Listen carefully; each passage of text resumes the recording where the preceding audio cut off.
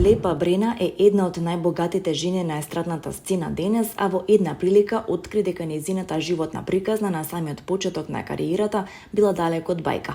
Благодарение на татко ми се заљуби во медицината, но тој факултет не беше прескап. Затоа решив да се запишам на туризам на Природно-математичкиот факултет во Белград, открива таа. Во тој период тешко врзував крај со крај, бидејќи животот во голем град беше скап. Не може да се исполнам некои желби, класични студентски желби, па на пример да отидам на екскурзија со колегите.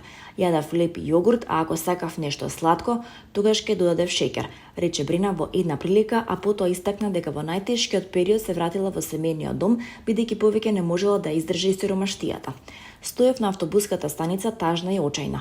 Небото беше сиво со мрачни облаци. Почна да врне, а автобус немаше наповедок. Едно мало куче дојде до мене, ме погледна тажно и се стутка пред моите нозе. Гром блесна и гром удри и се чинеше дека нешто ми се расчисти во главата. Решив да ја земам судбината во своји раце. Го дочекав автобусот, отидов во станот да се пресоблечам, го зедов куферот и се врати во Брчко, изјави пејачката за српските медиуми. Да подсетиме, деновиве трансформацијата на Брена создаде хаос на социјалните мрежи, а пејачката за прв пат не и русокоса во својата повеќе деценијска кариера.